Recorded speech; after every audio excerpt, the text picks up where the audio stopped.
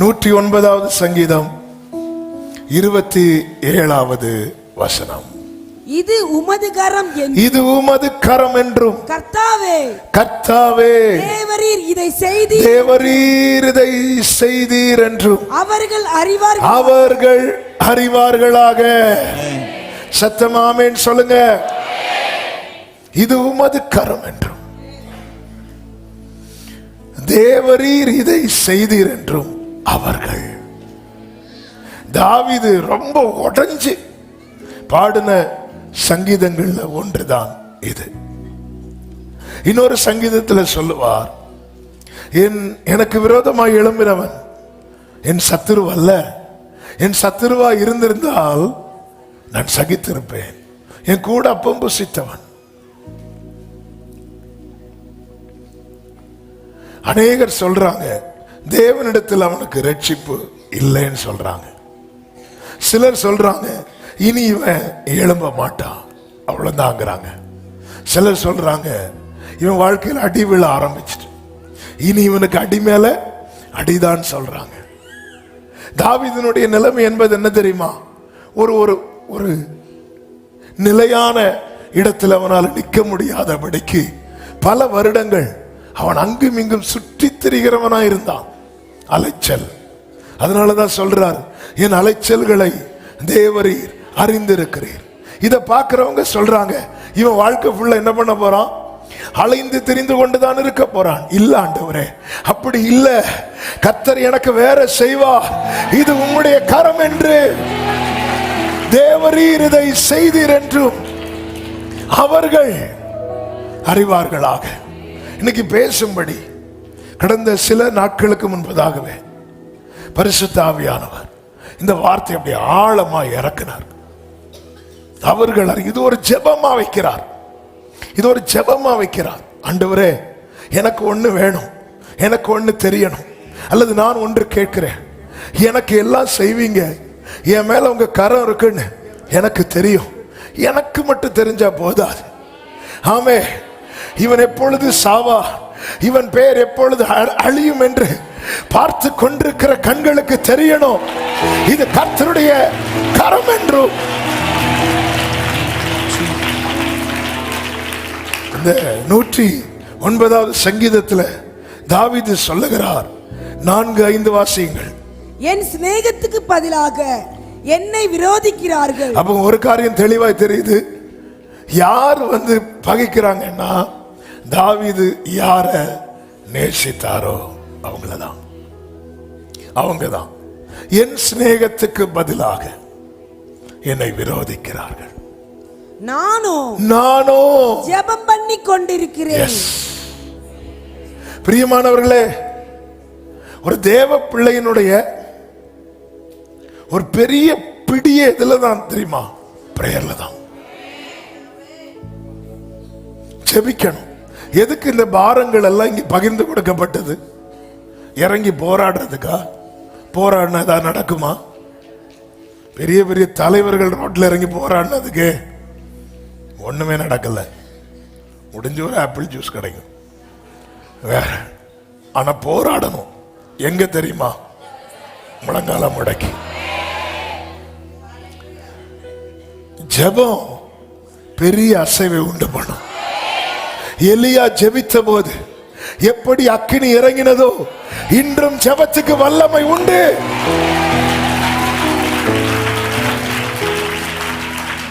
நான் விசுவாசிக்கிறேன்.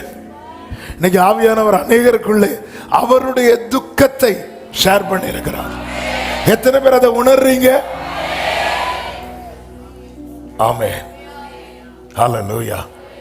அதாவது இந்த குழந்தைகளை கடத்துற காரியத்தை குறித்து கடந்த நாள்ல ஒருத்தங்க ஷேர் பண்ணாங்க. அதாவது ஒருத்தங்க கடத்தி இன்னொருத்தங்களுக்கு கொடுத்துருவாங்களாம், அவங்க கையிலேருந்து இன்னொரு பிள்ளை கை மாறுமா. இப்போ இந்த எடுத்து கொடுத்தாங்கல்ல, அவர் கொடுக்கலாம் நினைச்சா கூட திருப்பி என்ன பண்ண முடியாதான்? கொடுக்க முடியாதான், கை மாறி போயிருமா. அடுத்தது எங்க போகுது யார்கிட்ட ஒண்ணுமே தெரியாதான். அந்த அளவுக்கு ஒரு பொல்லாத கிரியை தேசங்களிலே நடந்து கொண்டிருக்கிறது. நம்ம இந்த காலத்துல மௌனமா இருந்தா ரட்சிப்பு வேற வழியா வரும். ஏன்னா அவர் துக்கப்பட்டுறார்ல, அவர் நம்ம கிட்ட இதை பகிர்ந்து கொடுத்திருக்கிறார். எனவே நாம விழிப்போடு ஜெபிக்க கடமைப்பட்டிருக்கிறோம். என் சிநேகத்துக்கு பதிலாக என்னை விரோதிக்கிறார்கள். 5வது வசனத்திலே சொல்லப்பட்டிருக்கிறது, நன்மைக்கு பதிலாக நன்மைக்கு பதிலாக எனக்கு தீமை எனக்கு செய்கிறார்கள். தீமை செய்கிறார்கள். என் சிநேகத்துக்கு பதிலாக என்னை அது திருப்பியும் சொல்றார். ஆமென். ஆண்டவரே, அவங்களுக்கு தெரியணும். அப்போ சிலர் பாருங்க, நம்ம எவ்வளவுதான் அன்பு காட்டினாலும் அவங்க மனசுல நம்முடைய கஷ்டத்தை மட்டும்தான் விரும்புவாங்க. அது யாரா இருக்கலாம். நம்ம எவ்வளவுதான் அவங்க கிட்ட உண்மையா இருந்தாலும் நம்மளை கஷ்டப்படுத்தி நம்ம கஷ்டப்படணும், நம்ம விழணும், நம்ம எழும்பக்கூடாது அப்படின்னே விரும்புற கூட்டம் உண்டு. அப்படின்னு ஏதாவது விதத்துல. அதனால தான் தாவீது சொல்லுகிறார் 28வது வசனத்துல, அவர்கள் சபித்தாலும் நீர் ஆசீர்வதியும். அவ்வளவுதான். ஆண்டவரே, அவங்க நிறைய சொல்றாங்க, அநேக நிந்தைகள் நான் கேட்டேன். 31ல சொல்றார், அநேகர் சொல்லும் அவதூறை கேட்டேன் அப்படிங்கிறார். அநேகர் சொல்லும் அவதூறு. ஆமென். அநேகர் சொல்லும் அவதூறு. இது நடுவில் தாவீது ஜெபம் பண்ணிட்டே இருக்கிறார். என்ன ஜெபம் பண்ணிட்டு இருக்கிறார்னு பார்த்தா அதுதான் சொல்லப்படுகிறது, இது உம்முடைய கரம் என்று. கர்த்தாவே, தேவரீர் இதை செய்தீர் என்றும் அவர்கள். ஒரு ஜெபம் பண்ணிடுவோமா? என்ன ஜெபம் பண்ண போறீங்க? தாவீதுக்கு பிரச்சனை சொல்றார். நம்ம சங்கீதம் எழுதுனா யாருக்கு பிரச்சனை எழுதுவோம்? நம்ம பிரச்சனை. நம்ம செய்தி கேட்கலாம், ஆனா ஒரு ஜெபம் பண்ண நான் ஏவப்படுறேன். என் வாழ்க்கையில ஓங்கி இருக்கிறது சத்துருவின் கரம் அல்ல, கர்த்தருடைய கரம் என்பதை அவர்கள் அறிவார்களாக. அப்படியே கைகளை உயர்த்தி, உங்க கைகள் குறுகவில்லை, உம்மா கூடாதது எதுவும் இல்லை. உங்க கைகள் குறுகவில்லை, உம்மா கூடாதது எதுவும் இல்லை. உம்மா கூடாதது எதுவும் இல்லை. இயேசுவா கூடாதது எதுவும் இல்லை. யாத்திராகமம் 3வது அதிகாரம் 18-19 வசனங்களிலே கர்த்தர் இப்படி சொல்லுகிறார் மோசேயின் இடத்திலே, அவர்கள் உன் வாக்குக்கு செவி கொடுப்பார்கள். அப்பொழுது நீயும் இஸ்ரவேலின் மூப்பரும் எகிப்தின் ராஜாவினிடத்தில் போய், எபிரேயருடைய தேவனாகிய கர்த்தர் எங்களை சந்தித்தார். இப்பொழுதும் நாங்கள் வனாந்தரத்தில் 3 நாள் பிரயாணம் போய் எங்கள் தேவனாகிய கர்த்தருக்கு பலியிடும்படி எங்களை போகவிட வேண்டும் என்று சொல்லுங்கள். ஆனாலும் எகிப்தின் ராஜா கை வல்லமை கண்டால் ஒழிய உங்களை போகவிடான் என்று. ஆமென். ஆமென். நீங்க வாசிங்க. நீங்க நான் அறியேன். நான் உங்களுக்கு தெரியாது, அது உண்மை. நான் அறிவேன். ஆண்டவர் எவ்வளவு தெளிவா சொல்றார். மோசே, நீ போய் இதெல்லாம் சொல்லு, ஜனங்கள் செவி கொடுப்பார்கள். ஆனா யாரு செவி கொடுக்க மாட்டா? ராஜா செவி கொடுக்க மாட்டா. நம்ம பேச்சுக்கு யார் செவி கொடுப்பாங்க, யார் செவி கொடுக்க மாட்டாங்கன்னு கர்த்தருக்கு தெரியும். தெரிஞ்சுதான் அனுப்புவார். நம்ம என்ன பண்ணுவோம்? யோனா மாதிரி அவங்க எல்லாம் கேட்க மாட்டாங்க, ஆண்டவரே நான் இங்கே இருக்கிறேன். அவருக்கு தெரியும். கர்த்தர் சொல்றார், நீ பேசு, ஜனங்கள் செவி கொடுப்பார்கள். அப்படித்தானே இருக்கு 18ல. அவர்கள் செவி கொடுப்பார்கள், ஆனாலும் ராஜா செவி கொடுக்க மாட்டான். அவன் இப்படி செவி கொடுக்காம இருக்கும்போது நான் என்ன பண்ணுவேன் தெரியுமா? என் கை வல்லமைய காட்டுவேன். கை வல்லமை, இது கர்த்தருடைய கரம் என்று அவங்க அறியணும். அப்போ இது யாருக்கு தெரியுதுன்னா ஆண்டவருக்கு தெரியுது. சில இடத்துல நான் என் கரத்தை நீட்டினா மட்டும்தான் மற்றவர்களுக்கு தெரிய வரும் என் பிள்ளை குறித்த தேவ திட்டம் பெரியது என. இதெல்லாம் கேட்டுட்டு தான் மோசே போறார். மோசே போய் அதே போல பார்வோன்ட்ட சொல்றார், ஆராதிக்கும்படி ஜனங்களை போக விடு. கர்த்தர் என்ன சொன்னார்? அவன் கேட்க மாட்டான். சொன்னாரா? அதே போல அவன் என்ன பண்ணல, கேட்கல. உடனே மோசே, நான் கேட்டான் அவங்க கிட்ட, இதெல்லாம் சொல்லி தானே உனக்கு அனுப்பி விட்டேன். 4 கடைசி வாசிங்க. சாரி, 5வது அதிகாரம் 22, 23 வசனங்கள். அப்பொழுது மோசே கர்த்தரிடத்தில் திரும்பி போய், ஆண்டவரே, இந்த ஜனங்களுக்கு தீங்கு வர பண்ணினது என்ன? ஏன் என்னை அனுப்பினீர்? ஏன் அனுப்பினீர்? ஆண்டவர் அதான் ஃபர்ஸ்டே சொன்னார். அதனாலதான் கர்த்தர் சொல்லும் போது நல்லா கேட்கணும். சொல்லிட்டு பழத்தை பறிச்சு சாப்பிடுது. நம்ம ஃபுல்லா பண்றதுதான். புரிஞ்சுதா ஆண்டவர்? புரியலன்னா அடுத்த 1/2 மணிக்கு பேசுவாரு. அதனால கை தூக்க சொன்னா கை தூக்கிடுவோம், ஆமென் சொல்ல சொன்னா ஆமென் சொல்லிடுவோம், கிடைச்சான்னு கேட்டா கிடைச்சுன்னு சொல்லிடுவோம். புரிஞ்சுதா? சில நேரத்தில் கேட்பாங்கல்ல, கிளாஸ்ல டீச்சர் பாடம் எடுத்துட்டு, புரிஞ்சுதா? இந்த ஃப்ரெண்டு பெஞ்சில் இருக்கிறவங்களுக்கு புரியவே செய்யாது. டவுட் மேல டவுட் கேட்டுட்டே இருப்பான். ஆனா நாங்கெல்லாம் லாஸ்ட் பெஞ்சில் இருந்து, உங்களுக்கு ஒரு டவுட் கிடையாதா? ஒரு டவுட் கிடையாது மேடம். நீங்க பாடம் எடுக்கிறதுக்கு முன்னாடியே புரிஞ்சிச்சு. அது எப்போ தெரியும்னா, இந்த எக்ஸாம் பேப்பர்ல எழுதும் போது கண்டெல்லாம் வெளியே போய் உள்ள அப்போ சிரிப்பாங்க, நல்லா புரிஞ்சுதா? ஆண்டவர் சொல்லும் போது கேட்கணும். ஜனங்க செவி கொடுப்பாங்க, பார்வன் செவி கொடுக்க மாட்டான். பார்வன் செவி கொடுக்காம இருக்கும்போது நீ என்கிட்ட வா. வேதத்தில் ஒரு வசனம் உண்டு, கர்த்தர் மோசே சொன்னபடி எல்லாம் செய்தார். உனக்கு செவி கொடுக்கிற ஒருவர் பரலோகத்தில் இருக்கிறார். எத்தனை பேர் நம்புறீங்க? எத்தனை பேர் சொல்றீங்க எனக்கு செவி கொடுக்கிறவர் பரலோகத்தில் இருக்கிறார்? கர்த்தர் கை வல்லமையை காண்பிக்க ஆரம்பித்தார். ஃபுல்லா காட்டல, ஃபர்ஸ்ட் ஒரு விரல காட்டினார். மொத்த மந்திரவாதமும் அவுட். உலகத்திலே அதிகமாய் மந்திரம் செய்கிறது ஈஜிப்ட்ல. எகிப்தின் மந்திரங்கள் என்பது சாதாரணம் கிடையாது. நமக்கு மோசேயின் கோல் பாம்பாய் மாறினது நமக்கு தெரியும். அது கர்த்தர் அப்படி ஒரு அற்புதத்தை செய்தார். ஆனா பார்வோன் மந்திரவாதிகள் எல்லாருடைய கோலும் பாம்பா மாறுது. இஸ்ரவேல்ல 12 கோத்திரம், 12 கோத்திரத்தாரின் கோல்களும் பாம்பா என்ன செய்யல, மாறல. இங்க ஒருத்தனுக்கு தான் கிஃப்ட், அங்க எல்லாருக்கும் கிஃப்ட். அவன் இங்க யாராவது ஒரு ஆளுக்கு தான், அங்க எல்லாருக்கும் கிஃப்ட். நிறைய கிஃப்ட்டுக்கு பின்னாடி இருக்கிறது என்ன தெரியுமா?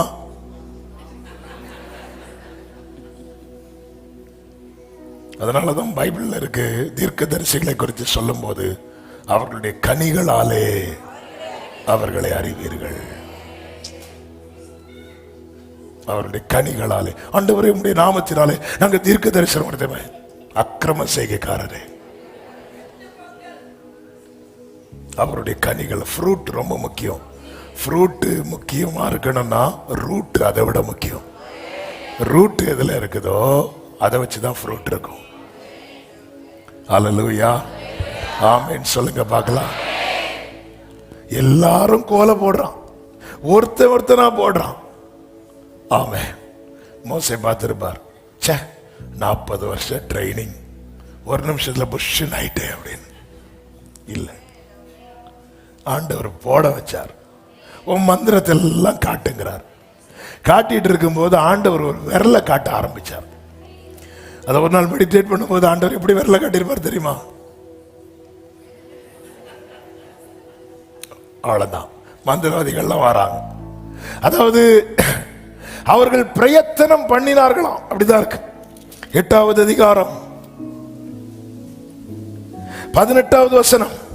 மந்திரவாதிகளும் தங்கள் மந்திர வித்தையினால் பேன்களை பிறப்பிக்கும்படி பிரயத்தனம் செய்தார்கள். முயற்சி பண்ணாங்க. சிஸ்டர், உங்களுக்கு தொண்டை பிரச்சனை இல்லை. அவர்களால் கூடாமற் போயிற்று. செய்தும் அவர்களால் கூடாமற் போயிட்டு.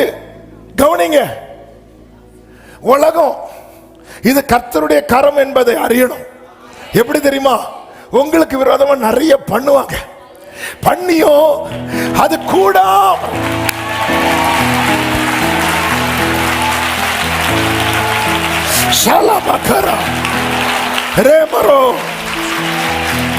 செய்தும். அப்போ நம்ம ஜெபம் என்ன? செய்யவே கூடாது. அப்படிதானே? அவங்க சொல்லுவாங்க, பாரு நான் உனக்காக பூஜை பண்ண போறேன், மந்திரம் பண்ண போறேன். நம்ம ஒண்ணு என்ன ஜெபம் பண்ணுவோம்? அவங்க ஆண்டவர் சொல்லி செய்ய விடு, செய்யுங்கள் தயவு செய்து, கொஞ்சம் நல்லாவே செய்யுங்க. செய்தும். ஆமென். அக்கினிக்குள்ள சாத்ராக் மேஷாக் ஆபேத்நேகோவை போட்டும் முடி கூட கரகல.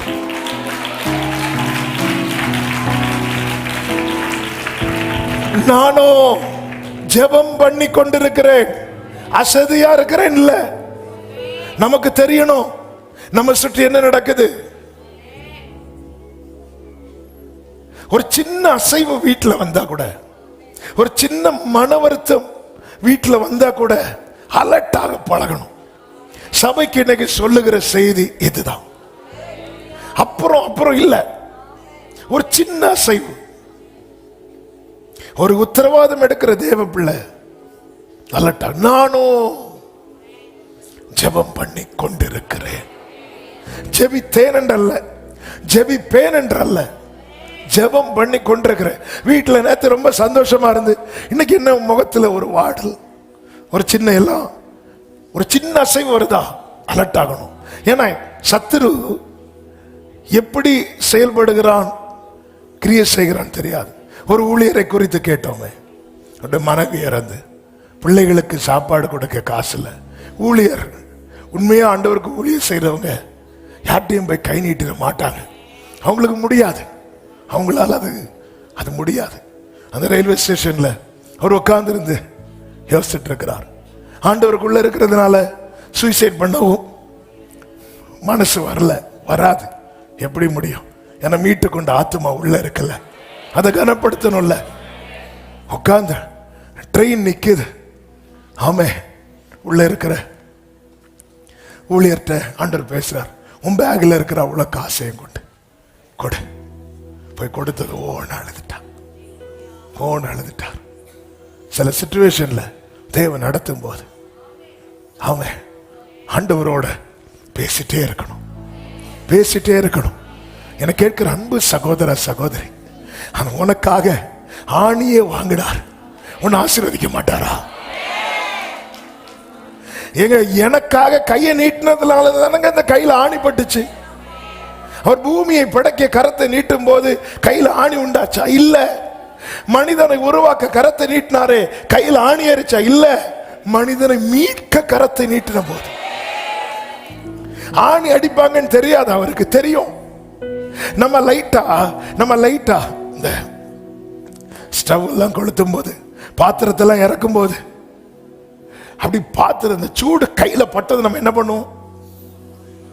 சூன்னு சொல்லுவோமா? என்ன பண்ணுவோம்? இப்போ தண்ணி சூடாக்குறோம், எனக்கு அது மட்டும் தான் தெரியும். தண்ணி சூடாக்குறோம், இறக்கி வைக்கிறோம், ஏதோ ஆவேசத்துல இப்படி கை வைக்கும் போது கையில சரணி யாரு, என்ன பண்ணுவோம்? கீழே போடலாம். ஆண்டவர் கையை எடுத்தாரா? ஆண்டவர் கையை எடுத்தாரா? இல்ல, கையை நீட்டினார்.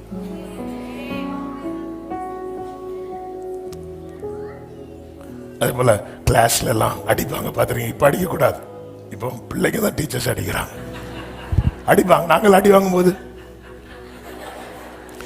அவருக்கு கோபம் வந்துடும் இல்ல? எப்படி நம்ம கையை எடுப்போங்க. அவர் எடுக்கல. அவர் எடுக்கல. ஒரு கையில்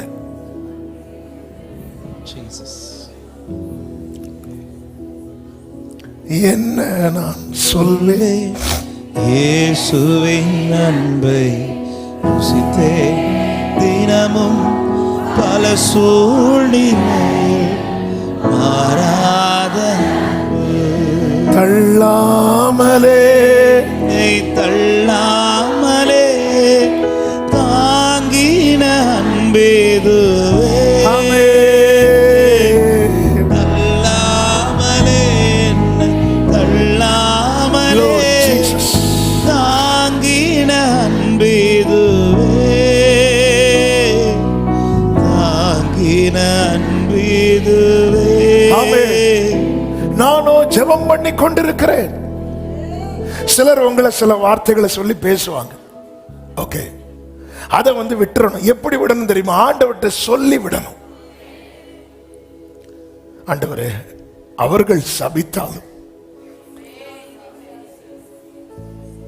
ஐயோ என்னை இப்படி சபிச்சுட்டாங்க, என்ன இப்படி சபிச்சுட்டாங்க அப்படி சொல்லி நான் கலங்கிட்டு இருக்கிறேன்னா நான் என்ன பண்றேன் தெரியுமா? அவங்க கூட ஆண்டவரை வச்சுட்டேன்னு அர்த்தம்.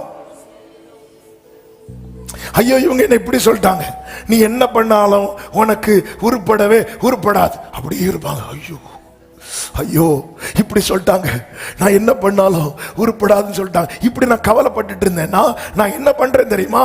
அந்த ஒரு 5 பேர் இருக்கிறாங்கல்ல, அந்த 5 கூட ஆண்டவரையும் சேர்த்து நான் வச்சுட்டேன்னு அர்த்தம் இல்ல. அவங்க பேசட்டும். அநேகர் சொல்லும் அவதூறை கேட்டு நான் நேர ஆண்டவர் சமத்திருந்த, ஆண்டவரே ஆண்டவரே நீரே என் தேவன் என்று அவர்கள் சபித்தாலும், அப்பா அவங்க சொல்றாங்க நீ எல்லாம் இந்த நிலையை விட்டு வளர மாட்டேன், அவங்களுக்கு தெரியட்டும்பா இது உம்முடைய கரம் என்று.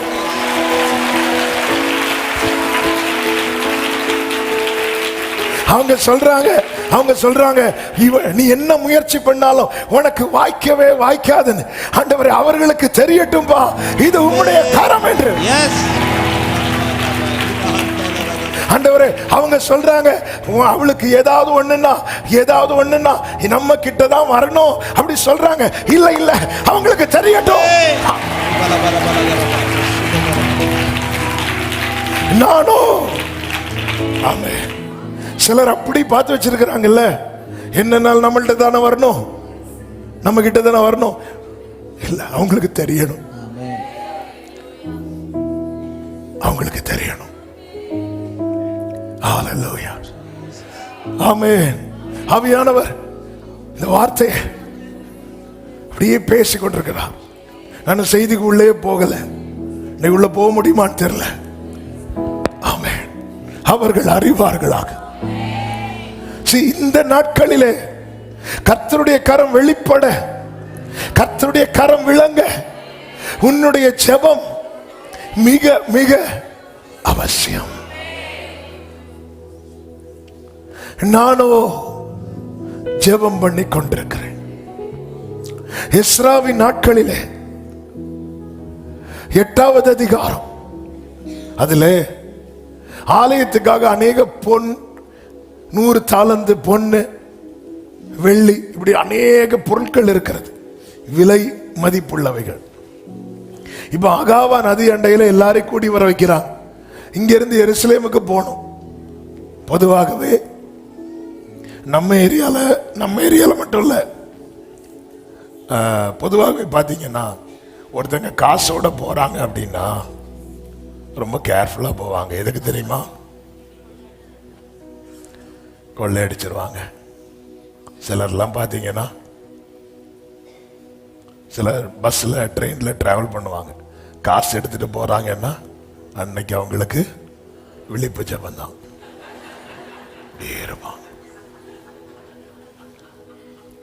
அப்படியே இருப்பாங்க. ஆமாம், அவங்க மொழியே காட்டி கொடுக்கும். ஆமாம், எவ்வளவு சேஃப். அப்போ இந்த காலத்தில் எப்படின்னா அந்த காலத்தில், ஏன்னா அதை வைத்தே வாழ்கிற கூட்டம் உண்டு, பதிவு இருக்கிறவர்கள் இப்படிதான் இருக்கும். அப்போ அந்த பொண்ணு பொருள்லாம் கிடைக்கிறதுக்கு முன்னாடி இவங்க ராஜா கிட்ட என்ன சொன்னாங்களா? 22வது வசனம். வழியிலே சத்துருவை விலக்கி எங்களுக்கு துணை செய்யும்படிக்கு நான் ராஜாவினிடத்தில் சேவகரையும் குதிரை வீரரையும் கேட்க வெட்கப்பட்டிருந்தேன். எங்கள் தேவனுடைய கரம் தம்மை தேடுகிறவர்கள் எல்லார் மேலும் அவர்களுக்கு நன்மையா இருக்கிறது என்றும் அவருடைய வல்லமையும் அவருடைய கோபமும் அவரை விட்டு விலகுகிறவர்கள் எல்லார் மேலும் இருக்கிறது என்றும் நாங்கள் ராஜாவுக்கு சொல்லி இருந்தோம். நாங்க சொல்லி இருந்ததுனால நாங்க எப்ப சொன்னோம்? எங்க கையில ஒண்ணு இல்லாம இருக்கும்போது. என்ன வந்தாலும் நம்புவேன். எப்ப சொல்லுவோம் தெரியுமா? ஒண்ணுமே இல்லாம இருக்கும்போது. எல்லாம் வந்ததுக்கு அப்புறம் இப்ப என்ன வந்தாலும் ஆண்டவர் அப்படி வரண்டா. ஹல்லேலூயா. அதாவது தாவீது ஒண்ணுமே இல்லாம இருக்கும்போது யுத்தத்துல முன்னாடி வந்து நின்னார். தாவீதுக்கு வீடு எல்லாம் வந்ததும் யுத்தம்னதும் யோவாபை அனுப்பி விட்டுட்டு இவர் வீட்டில் இருக்கிறார். நான் ராஜா கிட்ட சொல்லி இருந்தேன், எங்கள் தேவனுடைய கரம் அவரை தேடுகிறவர்களுக்கு நன்மையாகும், விரோதிக்கிறவர்களுக்கு அவருடைய கோபம் அவரை விட்டு விலகிறவர்கள் மேல இருக்கிறது என்று சொல்லி இருந்தேன். அதனால இப்போ என்னடானா இங்க இருந்து எருசலேமுக்கு இதை கொண்டு போகணும். வழியில எப்படியும் பதிவு இருக்கிறவங்க இருப்பாங்க. அந்த காலத்துல நிறைய ஸ்டோரிஸ் நம்ம கேட்டிருக்கிறோமே, இதெல்லாம் உண்மை. வழியில கொள்ளையடிக்கிறவங்க நார்த்ல எல்லாம் இன்னும் இருக்கிறாங்களாம். சில இடத்துல சொல்லுவாங்கல்ல, அந்த ஊழியத்துக்கெல்லாம் போயிட்டு வருவாங்கல்ல, இந்த ஏரியாலெல்லாம் வண்டியை நிறுத்திடவே கூடாது. சில இந்த லாரி டிரைவர்ஸ் கூட ஒரு வாட்டி சொல்லி கேட்டிருக்கிறேன் முந்தி. சில ஏரியாவில் அவங்களுக்கு ஒருவேளை இந்த யூரின் போனா கூட வண்டி நிறுத்த மாட்டாங்களாம். வண்டி நிறுத்தினாலே அந்த கொள்ளையடிச்சு காட்டு பகுதிக்குள்ளெல்லாம் போகும்போது அவங்க என்ன பண்ணுவாங்க, வண்டி போயிட்டே இருக்கும், நிற்க மாட்டாங்க. இப்போ அவ்வளோ பொண்ணு அவ்வளோ பொருளை தூக்கிட்டு போகணும். ராஜா கிட்ட கேட்க வெக்கமா இருக்கு. அதாவது ஒரு இந்த வார்த்தையை கேளுங்க, கரம் உங்க கூட இருக்குன்னு தெரிஞ்சிச்சுன்னா இன்னொருத்தங்கள்ட்ட கேட்க நமக்கு கூச்சமா இருக்கும். அப்பா கரம் என் மேல இருக்கு அப்படின்னு தெரிஞ்சு நான் அப்பா கையை பிடிச்சிட்டு வரும்போது இன்னொரு ஆள்கிட்ட போய் கேட்கறதுக்கு எனக்கு வெட்கமா இருக்கு. வெட்கப்பட்டிருந்தேன். அப்ப உனக்கு பயமும் இருக்கு, கேட்க வெட்கமா இருக்கு. அப்ப என்ன செய்யணும்? உட்காரு, ஜெபம் பண்ணு. அடுத்த வசனத்தை வாசிங்க. அப்படியே நாங்கள் உபவாசம் பண்ணி எங்கள் தேவனிடத்திலே அதை எதை ராஜா கிட்ட கேட்கணும்னு தோணுச்சோம், எதை சித்தப்பா கிட்ட கேட்கணும்னு தோணுச்சோம், எதை மாமா கிட்ட கேட்கணும்னு அங்க முடிஞ்சு. எது தோணுச்சோ, நிறைய பேட்ட சில காரியம் கேட்கணும்னு தோணுதில்ல, கேட்கணும்னு தோணுது, வெக்கமா இருக்கு. ஏன் வெக்கமா இருக்கு? அப்பா கரையன் கூட இருக்கு. எனக்கு நிறைய விஷயம் இவங்கள்ட்ட போய் கேட்கணும்னு தோணுது, ஆனா எனக்கு வெக்கமா இருக்கு. ஏன்? ஏன்னா எனக்கு தெரியும் என் தேவனுடைய கரைய மேல இருக்கு. எத்தனை பேருக்கு உணர்றீங்க அவருடைய கரைய மேல இருக்கு?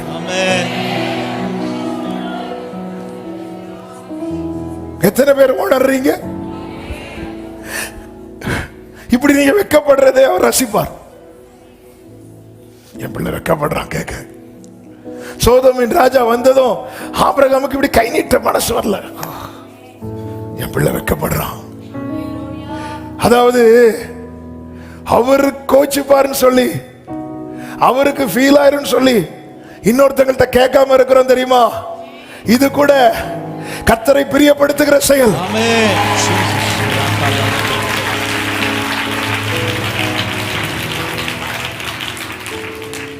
ஹல்லேலூயா. வெக்கமா இருக்கு. ஆமென், ஆமென். நம்பணும்.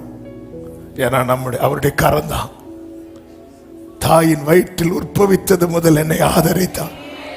என்னை ஃபர்ஸ்ட் பார்த்த கண்கள் அவருடைய கண்கள். என்னை ஃபர்ஸ்ட் கை நீட்டி எடுத்தது அவர்தான். அதாவது வெளியே, அதாவது கன்சீவ் ஆகி அந்த டெலிவரி டைம் சொல்லுவாங்க, நல்லா புஷ் பண்ணுங்க, புஷ் பண்ணுங்க. எங்க புஷ் பண்ண? நான் நம்புறேன். தாவீது சொல்றார், என்னை தாயின் வயிற்றிலிருந்து எடுத்தவர். வெளியே டாக்டர்ஸ் எல்லாம் அப்படி கை நீட்டிட்டு இருப்பாங்க. உள்ள இருந்து ஒரு கரம் அந்த பிள்ளை அப்படியே கொடுக்கும்.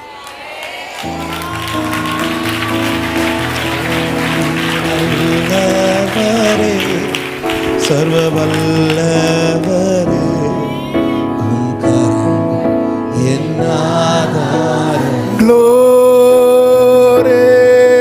நீ நல்லவரே, சர்வ வல்லவரே, உம் கரங்கள் என் ஆதாரம். ஆமென், ஆமென். அப்பா கரம் இருக்கு. அன்னையில இருந்து அவர்தான். ஓசியால இருக்கு, நான் இப்ராஹிமை கைப்பிடித்து நடக்க பழக்கினேன். எடுத்துட்டு விடல, நடக்க பழக்கி. என் நீதியின் வலது கரத்து பூமியின் கடையாந்திரத்திலிருந்து எடுத்து அழைத்து வந்து எடுக்கிறார், நடத்துகிறார். இங்க பாரு, நீ என் தாசன், நீ என் பிள்ளை, நான் உன்னை வெறுக்கல, என் நீதியின் வலது கரத்தினா. ஆண்டவரே, எனக்கு சில காரியங்கள் இந்த ஆள்கிட்ட கேட்கணும் தோணுது. கேட்டா ஆனா எனக்கு வெக்கமா இருக்குப்பா. அப்படியே எனக்கு ஒரு நிலைமை வரும்போது நாங்கள் உபவாசம் பண்ணி எங்கள் தேவனிடத்தில் அதை நம்ம எப்போ ஆண்டவர்கிட்ட கேட்போம் தெரியுமா? ராஜா கிட்ட கேட்டு ராஜா நோ சொன்னதுக்கு அப்புறம், ராஜாதி ராஜாவே, முதல்ல போறது ராஜாவே இல்ல. அதாவது இந்த காரியத்தை இயேசுவின் நாமத்தில். இன்னொரு டெஸ்டிமனி, நான் அந்த பேப்பர் எடுத்துட்டு வரல. ஒரு சகோதரி, அவங்க ஹஸ்பண்டுக்கு வந்து ஒரு, அதாவது பாத்ரூம்ல போய் போதை போட்டுட்டு வருவார். ஏமானா பாத்ரூம் போயிட்டு வரேன், ரொம்ப ரொம்ப ரொம்ப நேரம் கழிச்சு வருவார். உள்ள போய் போட்டுட்டு கண்டுபிடிச்சிட்டாங்க. ஏன்னா போகும்போது அழகா போனாரு, வரும்போது டான்ஸ் ஆடிட்டு வந்தாரு. இந்த அம்மா சொல்லி பார்த்தாங்களாம், கேட்கல. அப்புறம் பார்த்தாங்க, இனி இவர்கிட்ட போய் என்ன சொல்றதுக்கு அப்படி சொல்லிட்டு நம்ம ஆகஸ்ட் ஃபாஸ்டிங் பிரேயர்ல அது மட்டும் இல்ல, எங்க வச்சிருக்காங்கன்னு இவங்களுக்கு கண்டுபிடிக்கவும், அது பாத்ரூம்குள்ளேயும் ரகசிய அறைகள் இருக்கிறது. ஜெபம் பண்ணி இந்த ஆகஸ்ட் ஜெபம் பாதி ஆகல. அவர் சொன்னாராம், இந்த இடத்துல இருக்கு, எடுத்து போட்டு, இனி எனக்கு அது வேண்டாம்.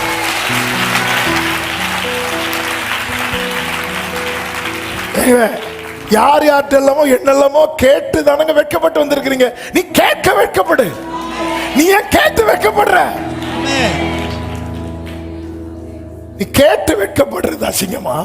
கேட்க வெட்கப்படுறவங்க, கேட்க வெட்கப்படுறேன்னா மானஸ்த. ஆனா நம்ம நிறைய கேட்டு வெட்கப்படுறோம். கேட்டு அதான் மோசைக்கு தாங்க முடியல. நான் நேர போனேன் பார்வோன்ட்டு போய், ஜனங்களை போக விடு, ஓடிரு. என்னாண்டவரே, என்ன ஏங்க கொண்டு வந்தீங்க? எவ்வளவு வலிச்சு.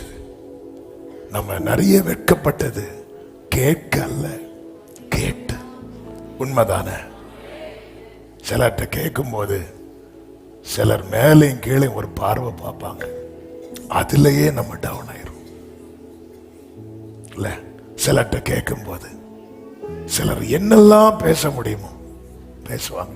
சரி, தந்துட்டு பேசினா கூட. இப்படிதான் எங்க அப்பா ஊழியத்துக்கு வந்து ஆரம்பத்தில் அவங்களுக்கு தெரியாதுல்ல, அவங்க வேறொரு மார்க்கத்துல இருந்து கிறிஸ்தவத்துக்கு வராங்க. அப்ப அவங்க நினைச்சாங்க கிறிஸ்தவங்க எல்லாம், அதுவும் இந்த பெந்தேகோஸ்தேக்காரங்கெல்லாம் ரொம்ப நல்லவங்கன்னு நினைச்சாங்க.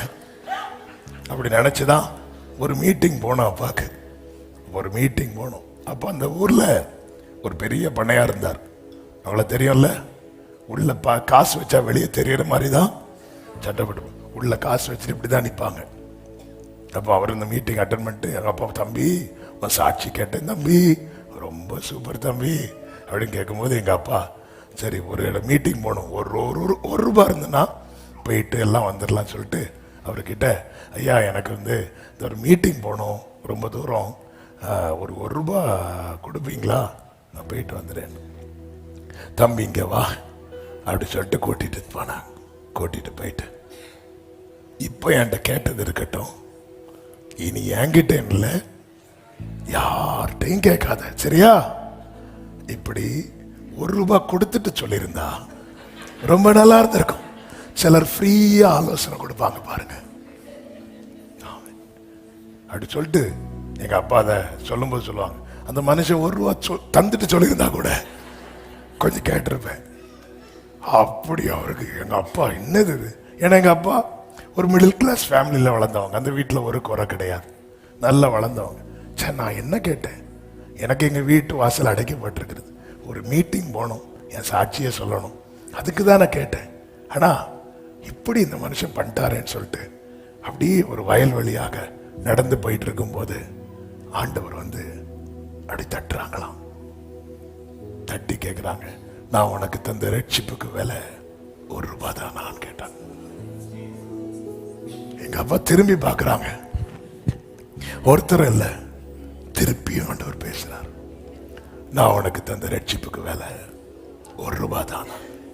எங்க அப்பா அந்த இடத்துல முழங்கால் போட்டு சொன்னாங்க, அப்பொழுது வயது 19. ஆண்டவரே, நான் இப்ப சொல்றேன், என் மரணம் வரைக்கும் நான் பட்டினியா இருந்தாலும் இருப்பேனே தவிர ஒருத்தங்க கிட்ட கூட நான் காசு கேட்க மாட்டேன்.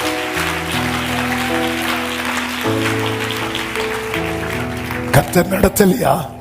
5 பிள்ளைங்க, 5 பிள்ளைகளுக்கு திருமணமாக அவங்க பார்க்க வச்சாங்க ஆண்டவர். அவர் மரித்து இந்த ஊருக்கு வரும்போது ஒண்ணுமே இல்லாம வந்தாங்க. அவர் மரித்து அவர் அடக்கம் பண்ண கொண்டு போகும்போது நாகர்கோவில் ஊரே திரும்பி பார்த்துச்சு. இது கர்த்தருடைய கரம்.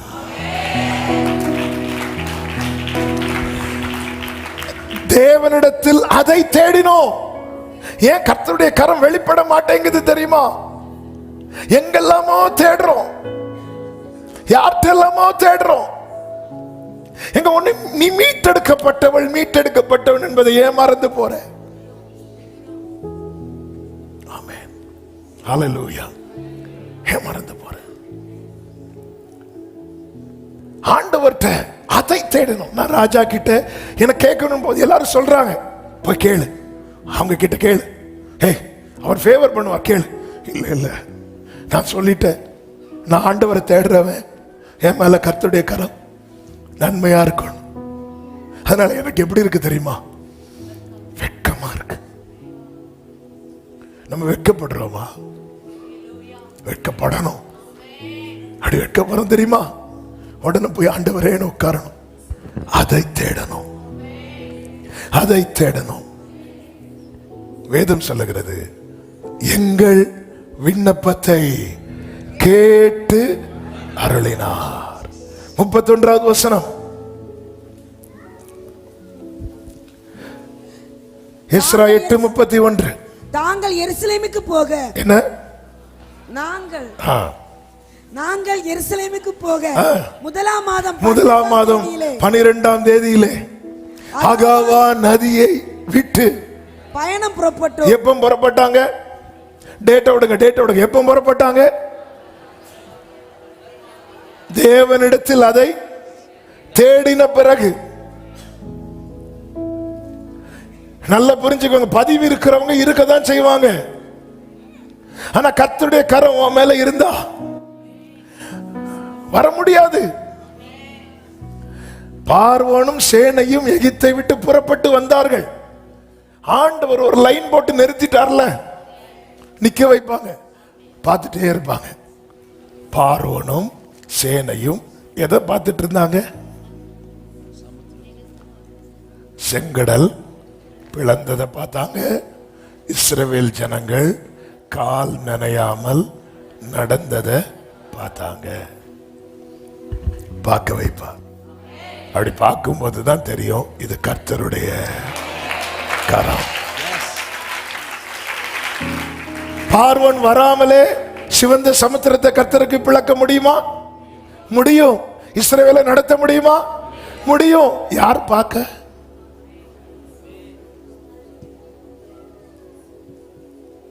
அதனாலதான் சிலர் அப்படி சுத்தி நிறுத்தி வச்சிருக்கிறார். அதற்காக ஸ்தோத்திரம். சத்துருக்களுக்கு முன்பாக அவன் பந்தி ஆயத்தப்படுத்துறதுக்கு முன்னாடி ஆண்டவர் யாரை செட் பண்றார்? இந்த ஆண்டவர் பந்தி பசிக்கு வெயிட் பண்ணு, இந்த இடம் ஃப்ரீயா இருக்கு, என்ன பிரச்சனை ஒன்று வர பண்ணலாம். நேர சுத்தி வந்து நிக்கிறாங்க. இப்போ அவன் இப்பொழுது சாவான். அப்படிதானே இருக்கு அந்த வசனம். ஆமேனா. 41வது சங்கீதம் 8 வாசிங்க. 8. தீராவியாதி அவனை பிடித்துக் கொண்டது. படுக்கையில் கிடக்கிற அவன் இனி எழுந்திருப்பதில்லை. அவங்க என்ன கூலா பேசுறாங்க தெரியுமா? அதுக்கு முந்தின 2 வசனங்களை வாசிங்க சிஸ்டர். ஒருவன் என்னை பார்க்க வந்தால் வஞ்சனையா பேசுறான். அவன் தன் இருதயத்தில் அக்கிரமத்தை சேகரித்து வஞ்சனையா பேசுறானா என்ன? அதாவது வரும்போது பிரதர் எப்படி இருக்கீங்க, அவன் வந்தது விசாரிக்கல, மேட்ரை கேட்டு வெளியே போய் சொல்லணும் எப்படி இருக்கிறீங்க. அது ஒண்ணுல கொஞ்சம் தலைவலி. அவன் வெளியே போய் என்ன சொல்லுவான் தெரியுமா? அவருக்கு தலையில கட்டி. இல்ல சிலர் அப்படிதான் சொல்லுவாங்க.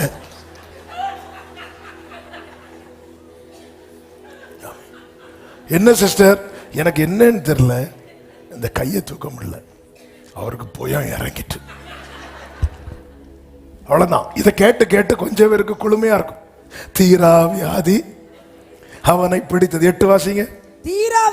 தீரா வியாதினா இந்த வியாதி இனி இவனை விட்டு விலகாது. அவனை பிடித்து கொண்டது. படுக்கையில் கிடக்கிற அவன் இனி எழுந்திரு. அப்படி சொல்லி பார்த்துட்டு இருக்கும் போதுதான் பந்தி ரெடி ஆகுது. புல்லுள்ள இடங்களில் அமர்ந்த தண்ணீரண்ட நடத்திடுவி. மரணத்தின் பள்ளத்தாக்கு சூழ்ந்திட்டாலும் வாக்கென்னும் கோலினா பலப்படுத்தி எனக்கான நன்மையை. தீரா வியாதி அவன்தான். அவனுக்கு தண்ணி கூட கொடுக்க முடியல. அப்படின்னு இருக்கும்போது அவனால கஞ்சி கொடுத்து பாத்தீங்களா? முடியல. உண்மையா நேசிக்கிறவங்களுக்கு அது வலிக்கும்.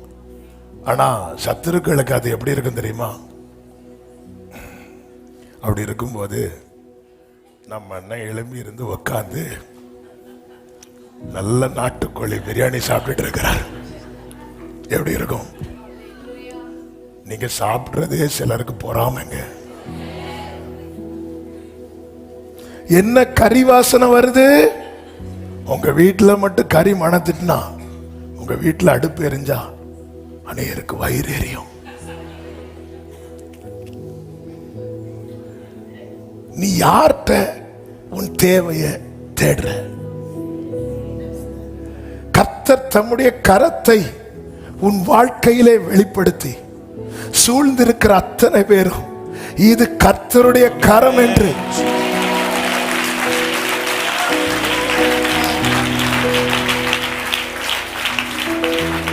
ஏசாயா 41வது அதிகாரம் 20வது வசனத்தை வாசியுங்கள். கர்த்தருடைய கரம் அதை செய்தது என்றும் இஸ்ரவேலின் பரிசுத்தர் அதை படைத்தார் என்றும் யாவரும் கண்டு உணர்ந்து கைகளை உயர்த்தி ஆமென் சொல்லுங்க. கர்த்தருடைய கரம் அதை செய்தது என்றும். ஐந்தாக அதற்கு மேலுள்ள காரியங்களை சொல்லி நான் செபிக்க விரும்புகிறேன். அவர் என்ன செய்தார் தெரியுமா? 13வது வசனம் 17வது வசனம் வாசிக்க வேண்டாம், நான் சொல்லுகிறேன் நேரம் போகிறதுனால். அவர் என்ன செய்கிறார்? முதல்ல கரத்தை பிடிக்கிறார். எதற்கு தெரியுமா? கைவிடாதிருக்க. இவன் கைவிடப்படல. இதை எல்லாரும் பார்க்க போறாங்க. இவ்வளவு பிரச்சனை வந்து இவன் என்ன செய்யப்படல? நான் கைவிடப்படல. நீ தேடிக்கொள்ளப்பட்டதென்றும் ஏசாயா 61 கடைசி தானே, 62 கடைசியா? நீ தேடிக்கொள்ளப்பட்டது 62 வசனம் சொல்லுங்க. 62:12 வாசிங்க. நீ தேடிக்கொள்ளப்பட்டதென்றும் கைவிடப்படாத நகரம் என்றும் பெயர் பெறுவாய். சத்தமா ஆமென் சொல்லுங்க பார்க்கலாம். ஏசாயா 54 எப்படி இருக்கிறது? கைவிடப்பட்டவளே, சிறுமைப்பட்டவளே, தேற்றப்பட்டவளே. இதுதான் வாழ்க்கை. ஆனா போக போக போக போக பார்த்தா இல்லப்பா, அவன் வாழ்ந்துட்டா, அவன் வெளியே வந்துட்டான். நீ தேடிக்கொள்ளப்பட்டதென்றும் எல்லாரும் பார்த்து சொல்லுவாங்க, இங்க பாரு அவர் என்னை கையை பிடிச்சார். எங்க நம்ம கையை பிடிச்ச எத்தனை பேர் கையை விட்டுட்டு போனாங்க? கரம் பிடித்த நாயகரே பாடுங்க. கரம் பிடித்த நாயகரே, கைவிடாத தூயவரே, என்னை கைவிடாத தூயவரே, பிரசன்னம் பிரசன்னம் glory பிரசன்னம் தேவ பிரசன்னம் ஆமென். பிரசன்னம் பிரசன்னம் தேவ பிரசன்னம். இரண்டாவது பேசுகிறார் பயத்தை போக்க. 13வது வசனத்தை வாசியுங்கள். இனி உன் தேவனாகிய கர்த்தராகிய நான், அப்படியே அங்க வாங்க சிஸ்டர். 41 உன் தேவனாகிய கர்த்தராகிய நான் உன் வலது கையை பிடித்து, உன் வலது கையை பிடித்து பயப்படாதே, நான் உனக்கு துணை நிற்கிறேன். பயப்படாதேங்கிறார். பேசுகிறார் பயத்தை போக்க. ஏன்னா அந்த பயம் இது. நீங்க யார்கிட்டலாம் ஆண்டவர் பயப்படாதுன்னு சொன்னார் பாத்தீங்கன்னா, ஆபிரகாம்கிட்ட சொல்லி இருக்கிறார், தாவீதுகிட்ட சொல்லி இருக்கிறார். ஆபிரகாம்கிட்ட எடுத்த தீர்மானத்தை குறித்த பயம் வந்துட்டு, சில டிசிஷன் எடுத்துட்டு பயப்படுவோம். இனி இப்படிதான் இருக்கணும், பயம் இருக்கும். ஆபிரகாம் எடுத்த தீர்மானம் என்ன? சோதமன் ராஜா கிட்ட எந்த சப்போர்ட்டுக்கும் போகக்கூடாது. நேர கையை வேற உயர்த்தி சொல்லவும் செஞ்சுட்டார். சோதமன் ராஜா என்ன ஐஸ்வர்யவான் ஆக்கினார் என்று சொல்லாதபடிக்கு. சில காரியங்கள் சொன்னதுக்கு அப்புறம் தான் நமக்கு பொக்குன்னு இருக்கும், தெரியாம சொல்லிட்டோமோ. அவங்களா வந்தாங்க ஹெல்ப் பண்ண. நான் வேற சொல்லிட்டேன், அதெல்லாம் ஒன்றும் தேவையில்லை, எனக்கு கர்த்தர் இருக்கிறார். ஆண்டவரே இருக்கிறீங்களா ஆண்டவரே? இப்பதான் பயம் வருது. இப்பதான் அப்படி பயப்படும் போதுதான் கர்த்தர் ஆபிரகாம்கிட்ட சொல்ற ஆதியாகமம் 15:1 பயப்படாதே.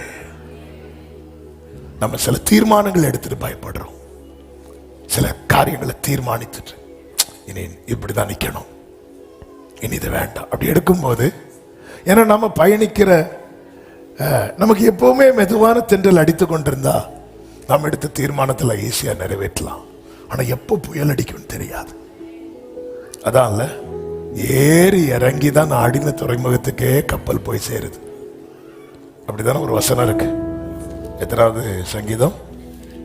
107வது சங்கீதம். அதனுடைய எத்தனாவது வசனம்? 23 இருந்து வாசிங்க. கப்பல் ஏறி கடல் யாத்திரை பண்ணி தண்ணீர்களில் 26 அவர்கள் ஆகாயத்தில் ஏறி ஆழங்களில் இறங்கி அவர்கள் ஆத்துமா கிளேசத்தினால் கரைந்து போகிறது. 30வது வசனம். அமைதல் உண்டாத நிமித்தம் அவர்கள் சந்தோஷப்படுகிறார்கள். தாங்கள் நாடின துறைமுகத்தில் அவர்களை கொண்டு வந்து சேர்க்கிறார். அப்ப சேர்றது வரைக்கும் ஆகாசத்தில் ஏறி ஆழத்தில் எப்படி இருக்கும் லைஃப்? இந்த சில கேம்லாம் இருக்கும் தெரியுமா? இந்த ஸ்பீடு போட்டுன்னு ஒன்று உண்டு. அது போட்டு தானே, இந்த சைடு கொஞ்சம் பேர் இருப்பாங்க, இந்த சைடு கொஞ்சம் பேர் இருப்பாங்க. இந்த போட்டு இப்படி மேலே ஃபர்ஸ்ட் மெதுவாக தான் போயிட்டு இருக்கும். சில வீரர்கள்லாம் வந்திருந்து பயங்கர சீன் காட்டிட்டு இருப்பாங்க. திடீர்னு போட்டு மேலே போகும். மேலே போகும்போது அவங்க உறவுகள் எல்லாம் கூப்பிடுவாங்க, அம்மா. அவ கீழே வரும். சிலர்லாம், எனக்கு தெரிஞ்ச ஒருத்தர் இப்படிதான், அந்த ரவுண்ட் வீல் இருக்குல்ல, அதுல கீழே ஏறும்போது அப்படி கெத்தா ஏறி இருந்தார். மேல கொண்டு போய் நிறுத்தி விட்டான். என்ன இப்ப இறக்கலன்னா சாடுவேன். வாழ்க்கை இப்படிதான். இந்த இடத்துலதான் நீ எடுத்த தீர்மானம் என்ன? தீர்மானமா? நானே எப்போ தீர்ந்து போவேன்னு தெரியல. தீர்மானம் ஆகாயத்தில் ஏறி வாழ்க்கை இப்படிதான். இந்த இடத்துல தான் நம்ம சில தீர்மானங்கள் எடுத்திருப்போம். லைஃப் ஷேக் ஆகும். ஆண்டவரே, நான் இப்படி சொல்லிட்டேன்ப்பா, நான் வேற சொல்லிட்டேன். அதான் எஸ்ரா சொல்றல, நான் ராஜா கிட்ட இப்படி சொல்லியிருந்தேன். அந்த இடத்துல தான் ஆண்டவர், பயப்படாத பயப்படாத. ஆண்டவர் பாருங்க, நம்ம பயம் இல்லாம இருக்கும்போது உறவுகள் வந்து பயப்படாதுன்னு சொல்லி பயம் காட்டுவாங்க. நம்ம பயந்துட்டு இருக்கும்போது அவர் வந்து பயப்படாதுன்னு சொல்லி பயத்தை நீக்குவார்.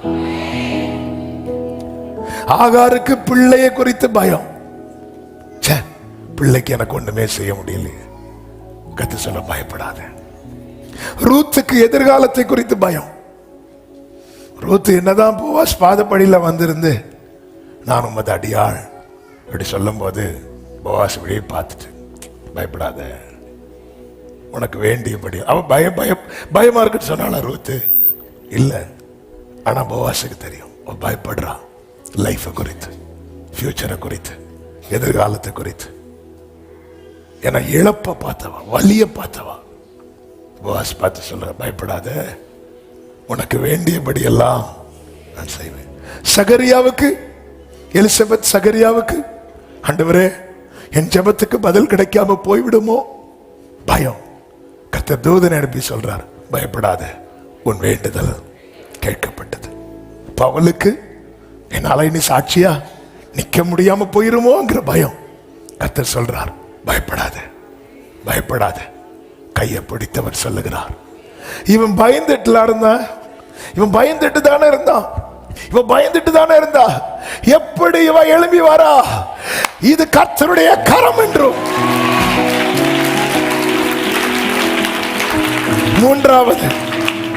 மூன்றாவது ஃபர்ஸ்ட் கைப்பிடிக்கிறார், கைவிடாதபடிக்கு பேசுகிறார், பயத்தை நீக்கும்படி. ஏசாயா 41:15-16 வசனங்களிலே உருவாக்குகிறார், செயல்படும்படிக்கு. புதிதும் கூர்மையுமான உருவாக்குகிறார். யாக்கோபு என்னும் பூச்சியை உருவாக்குகிறார். ஆமென். பேச தெரியாதவனை பேச வைக்கும் போது, இது என்னது, இது எப்படி? இது கர்த்தருடைய கரம். உருவாக்குகிறார். அதாவது நம்மளை பத்தி ஒரு ஸ்டோரி தான். என்ன அப்படின்னா, இவன் வந்தாலே ஏதாவது கேட்டு வாங்குவான். இப்படி இருந்த இடத்துல நம்மளை கொடுக்கறது மாதிரி மாத்துறாரு வைங்கள. அந்த இடத்துல இது கர்த்தருடைய கரம் அறிவாங்கல்ல. இத வந்து கேட்கணும் ஆண்டவர்கிட்ட. ஆமே, ஆண்டவர் எனக்கு நிலைமை இப்படி இருக்கு, இன்னைக்கு நான் 4 பேர் சப்போர்ட்ல நின்றுட்டு இருக்கிறேன், என்ன நீங்க மாத்துங்க. இது மாத்தும் போது எதுக்கு மாத்தணும்? நாளைக்கு நான் அவங்கள பார்த்து 4 கேள்வி கேட்கக்கூடாதுக்கா இல்ல. இது கர்த்தருடைய கரம் என்று, தேவரீர் இதை செய்தீர் என்று அவர்கள் அறிவார்களாக மாத்துறார். ஏசா யாக்கோபு கிட்ட வந்தாலே, அண்ணா அந்த பத்திரத்தை தான், கூழ் தருவியா? கூழ்னா நீ அந்த பத்திரத்தை தருவியா? ஏசாவுக்கு ஃபுல்லா ஏசா ஆசீர்வாதத்துக்கு மேலதான் கண்ணு. உடனே ஏசா சொல்றான், அவன் பேர் யாக்கோப் எனப்படுவது, அவன் ப்ரூவ் பண்ணிட்டே இருக்கிறான். இவன் இருந்தா நம்ம கிட்ட இருக்கிறத நிரூபிச்சுட்டே இருக்கிறானே. ஆண்டவர் பார்த்தாரு, இவனை நீங்க வைக்க கூடாது, தள்ள, நேர கொண்டு போய் அடுத்து ஏசாவை சந்திக்கிறதுக்கு முன்னாடி இஸ்ரவேலா மாறி இருக்கணும். அது 20 வருஷம் ஆனாலும் சரி, 40 வருஷம் ஆனாலும் சரி, இனி நீ ஏசாவை சந்திக்கும் போது நீ பழைய ஆளா இருக்கக்கூடாது. நீ வேற யார வேணாலும் பார்த்து, ஏன்னா உன்னை பத்தி ஒரு தப்பான எண்ணம் ஏசாவுக்கு இருக்கு. ஆனா யாக்கோபே, நான் உன்னை சிநேகித்தேன், நான் உன்னை பிரித்தெடுத்தேன். அதனால அந்த எண்ணம் மாறணும்னா நீ உருவாக்கப்படணும். இப்ப யாக்கோபு போறாரு, ஏசா வராரு, 2 பரிவாரத்தை ஃப்ரெண்ட்ல அனுப்பி, அண்ணா எடுத்துக்கோ. ஏசாவுக்கு ஒண்ணுமே ஓடல. யார் இவனா? என்ன, இவங்க மட்டும் இருக்கட்டும், இதை மட்டும் வச்சுக்கோ, இதை மட்டும் வச்சுக்கோ. இது இவன் இல்லையே. இது எப்படி ஆயிற்று? இது கர்த்தருடைய கரம். ஆமென். 4வதாக 41வது அதிகாரம் 17வது வசனத்துல செவி கொடுக்கிறார். எதுக்கு தெரியுமா? தளராது இருக்கு. செவி கொடுக்கிறார். ஆண்டவர் மட்டும் செவி கொடுக்கலன்னா தளர்ந்துரும். தாவீது சொல்றார், 31வது சங்கீதம் 22வது வசனத்துல வாசிங்க.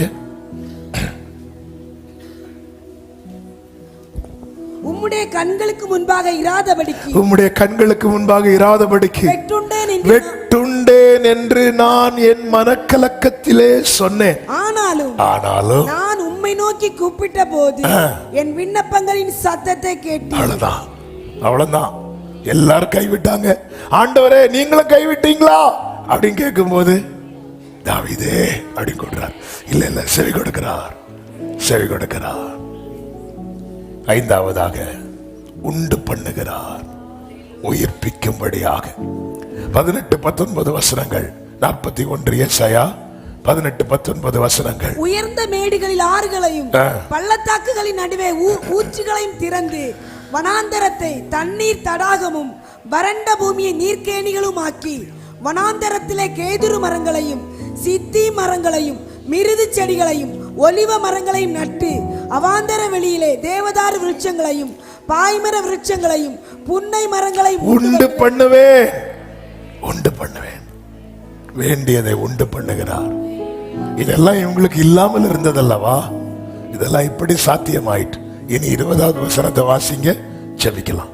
கர்த்தருடைய கரம் அதை செய்தது, கர்த்தருடைய கரம் அதை செய்ததென்று இஸ்ரவேலின் பரிசுத்தர், இஸ்ரவேலின் பரிசுத்தர் அதை படைத்தார் என்றும் யாவரும் கண்டு உணர்ந்து சிந்தித்து சத்தமா ஆமென் சொல்லுங்க. இதான் கர்த்தர் செய்கிறார். நானோ ஜெபம் பண்ணி கொண்டிருக்கிறேன். நீங்க ஆண்டவரை பாருங்க. எதை யார்ட்டெல்லாம் தேடுறீங்களோ அதை ஆண்டவர்கிட்ட தேடுங்க. மனுஷன் கேட்டு வெட்கப்படாம கேட்க வைக்கப்படுங்க.